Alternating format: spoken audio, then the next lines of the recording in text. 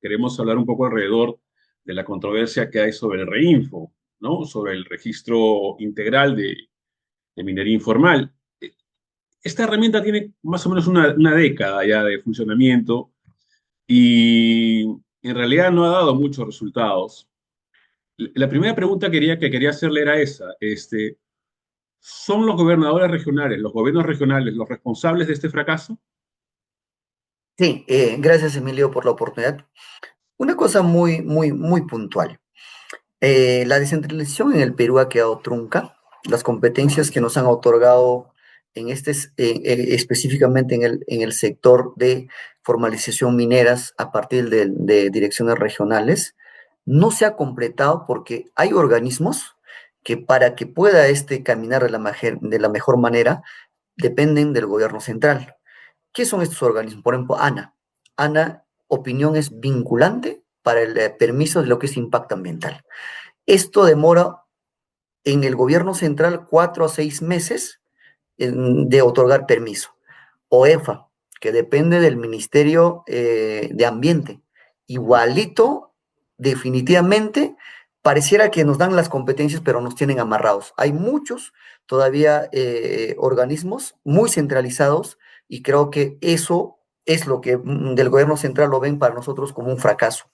Y lo que nosotros pedimos más bien por el contrario, en vez que recentralizar las competencias, deben fortalecer, como dice el artículo 188 de Constitución, la descentralización. Claro. Ahora, gobernador, quiero entenderlo, porque cuando ocurrió la lamentable tragedia de Patás, ustedes sacaron un comunicado y usted mismo dijo que era mejor tener mayor presencia del Estado en estas zonas, incluso que instalar una base militar. Ahora que el gobierno quiere tomar nuevamente el control de la fiscalización minera, ustedes ya no quieren Estado. Ah, no, no.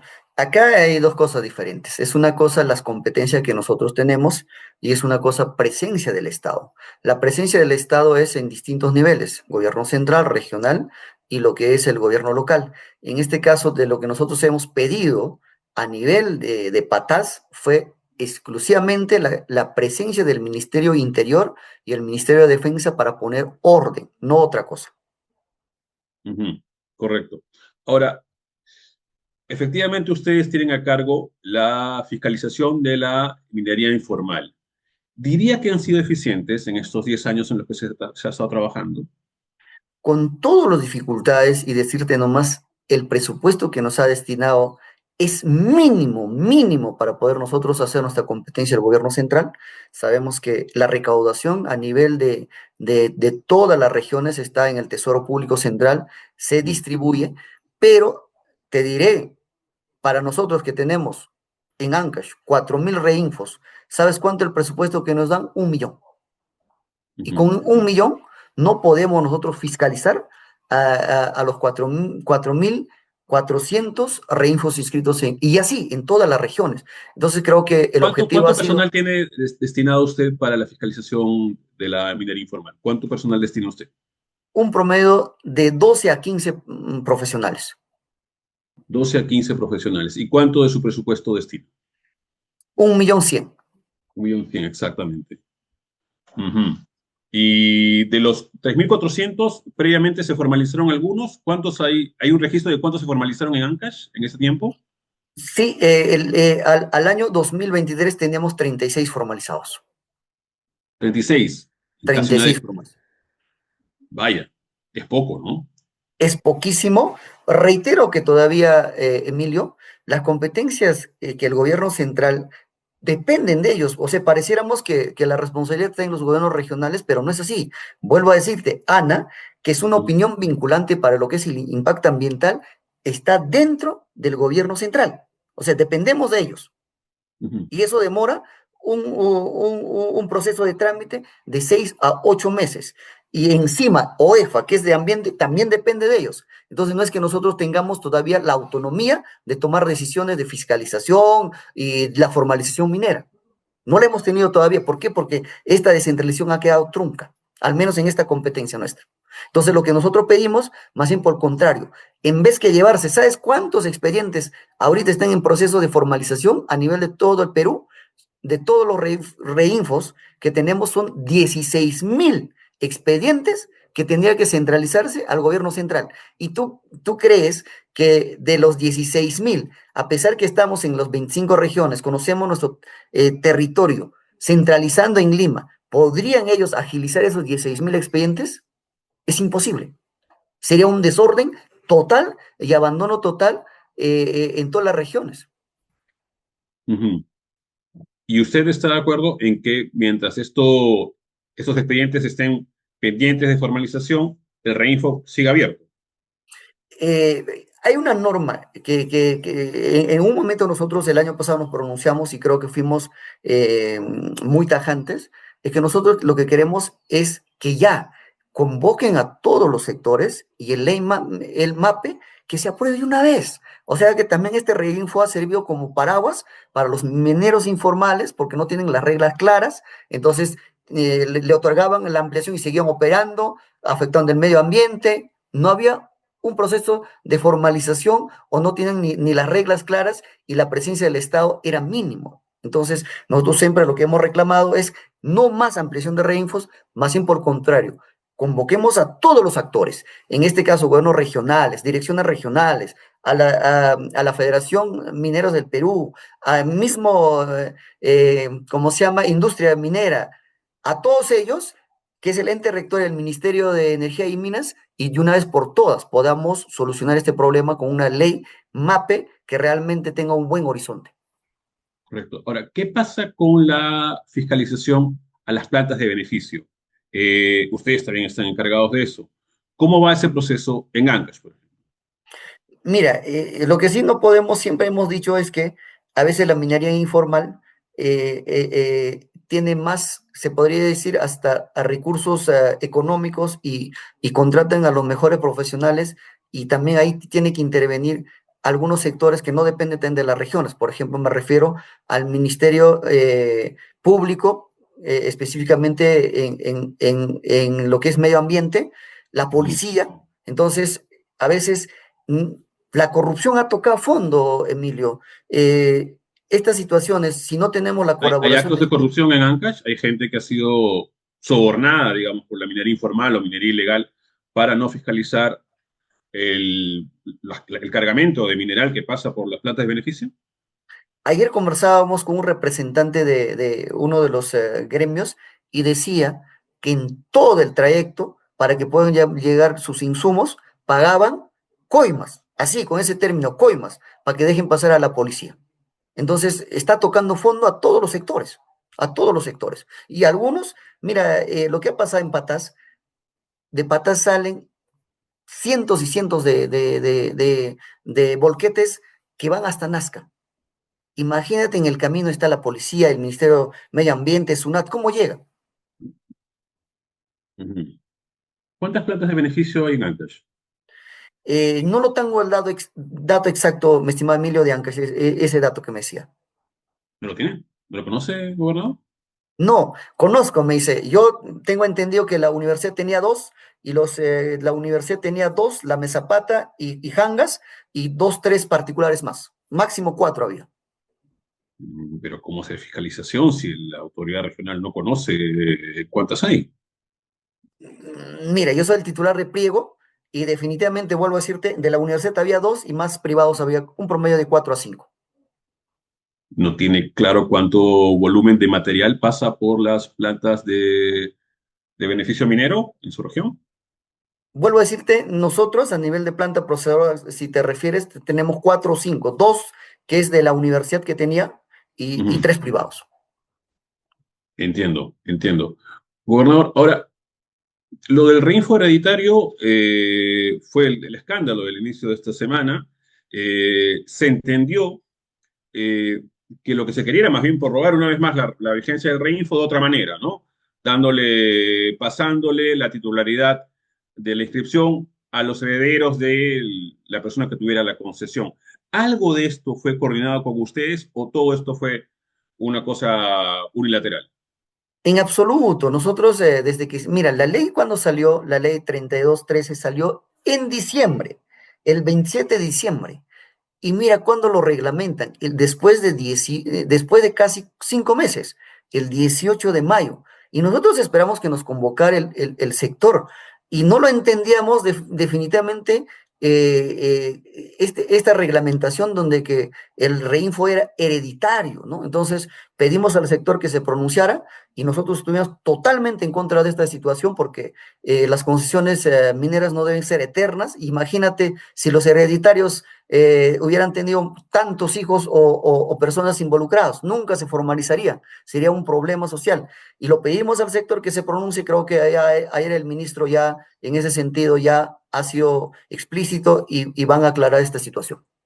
Claro, ahora, hay un punto que tiene el gobierno que es atendible, ¿no? Que es cuando termina la operación minera y se debe de cerrar y coincide con la muerte del titular de la concesión, si la concesión no sigue vigente, si el reinfo no sigue vigente, la pregunta es, ¿quién se encarga de la remediación ambiental? ¿No? O Mira, sea, ¿ahí qué debería pasar? cuando se trata de las sociedades anónimas y se rigen de Ley General de Sociedades, ahí no habla de hereditario, ahí se habla de derechos, ¿no? Entonces, imagino que si uno es accionista o socio, Ujú. definitivamente sabe quién va a suceder, ¿no? Entonces ahí tiene que asumir su responsabilidad. Acá lo único era cuando se trataba inconveniente de personas naturales. Ok, ok, lo tengo claro. Ahora, pidieron, como le recomendé hace un momento, la instalación de una base militar en Patás, porque, digamos, la situación es gravísima.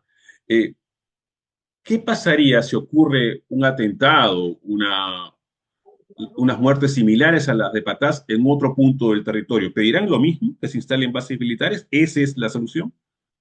Nosotros ya hemos pedido en la agenda, como una agenda nacional de los 25 gobernadores, que el Estado tome como prioridad la inseguridad ciudadana en el Perú. O sea que Ujú, es un sector que es la minería, hay muchos sectores también, el transporte, vemos a nuestros hermanos de transporte con la incertidumbre a diario que salgan a trabajar. Entonces, te digo, Emilio, hasta en la seguridad, nosotros tenemos una competencia limitada. Solamente tenemos acciones administrativas. Te pongo un ejemplo. El gobierno central, mediante el CONASEF, tiene a su disposición el ente rector, que es el Ministerio de Interior y la parte policial, y ujú, complementa con el ejército, con el Ministerio de Defensa. Todo un aparato completo. Las municipalidades provinciales, distritales tienen serenazgos municipales. ¿Y qué tiene el CORESEC? La regionalización. Solamente la parte administrativa. Dotar con presupuesto, comprar patrulleros, cámara, esa es toda nuestra función. Entonces ahí también hemos planteado, ¿por qué no las dependencias regionales policiales pasan a cargo de gobiernos regionales y que nosotros conocemos nuestro territorio podemos enfrentar de la mejor manera? ujú. Me dijo hace un momento que en el trayecto de los cargamentos mineros hay coimas en algunos puntos. Si la labor policial pasara a los gobiernos regionales, ¿eso no va a ocurrir? Yo pienso que se corregiría porque nosotros, vuelvo a decirte que conocemos nuestro territorio y estamos más cerca a las entidades y trabajar de la mano. Ujú. ¿Los gobiernos regionales son garantía de que no habrá corrupción policial? ¿Eso me está diciendo? Mira, al menos veamos los datos, Emilio. Ujú, Yo vengo, por ejemplo, de una región tan corrupta. En el INCOR, en el año 2022, me entregaron como la entidad más corrupta. Si tú revisas ahora el INCOR, hemos bajado en el puesto de 179 de todas las unidades ejecutoras. Y eso no nos alegra y tenemos que ir bajando. Y si te das cuenta de los 25 gobernadores que han entrado en el año 2023 al 2026, seguro, habrá inconvenientes en algunas regiones, pero estamos compactos. Si tú ves la estadística del 2019 al 2022, 18 gobernadores terminaron corridos. Entonces, se ve que la región está recuperando la institucionalidad y la transparencia. ujú. Estaba leyendo las declaraciones del exministro de Energía, Carlos Herrera. Se las voy a leer porque son cortitas. Y él dice, el problema del reinfo en realidad no es la minería, la pequeña minería, la minería artesanal ni informal, sino que la minería ilegal utiliza el paraguas del reinfo para adquirir explosivos, combustibles, sustancias químicas y luego proceder a la venta del oro. ¿Ustedes están en capacidad de impedir que esto ocurra con los recursos que actualmente tienen. Mira, vuelvo a decirte, acá los gobiernos regionales tenemos la función administrativa, pero Ujú, también hay entes competentes que no lo estamos viendo que deben asumir su responsabilidad. La SUNAT, ¿no? La SUNAT tiene que ujú, asumir quizás como ente rector en su recaudación tributaria y ver cómo apoya esa informalidad para que puedan pagar su impuesto. El Ministerio Público, mediante la Fiscalía de Medio Ambiente, tiene que intervenir con todo el peso de la ley. La parte del Ministerio, ¿cómo se llama? Interior, con la Policía de Medio Ambiente. Entonces nosotros complementamos con la parte administrativa. O sea, no toda la competencia es nuestra. Los gobiernos regionales ujú, no controlamos actos de corrupción. También está la Contraloría. El Estado invierte en control y esas entidades tienen que dar resultados. ujú. Gobernador, hablemos yo un poco más de la política nacional. Ujú. En estos días se ha sugerido la posibilidad de que desde el Congreso se proponga la vacancia de la señora Boluarte.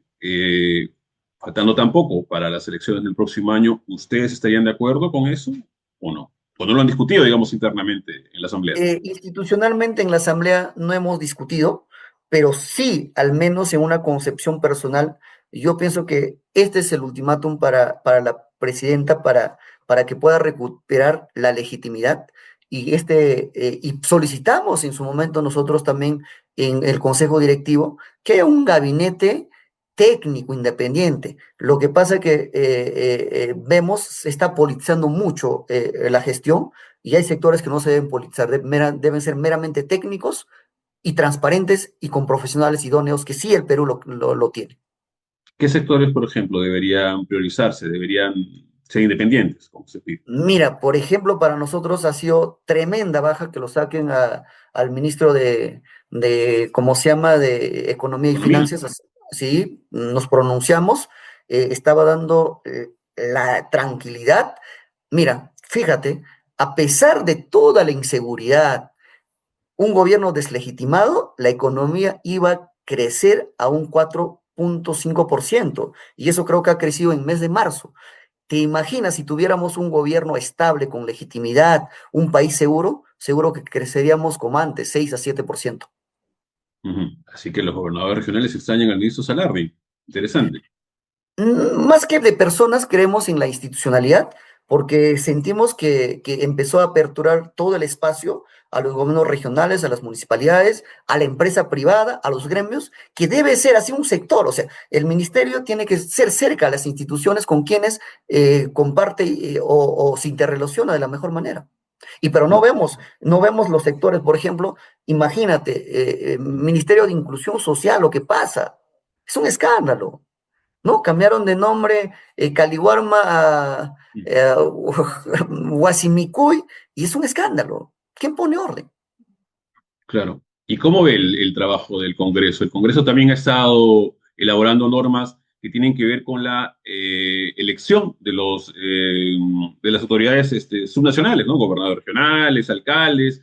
¿Qué piensan de ese trabajo?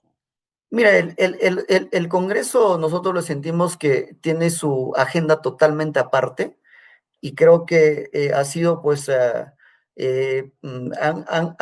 han estado trabajando normas que afectan la institucionalidad bastante de muchas entidades, están desbaratando la SUNEDU, vemos, ¿no?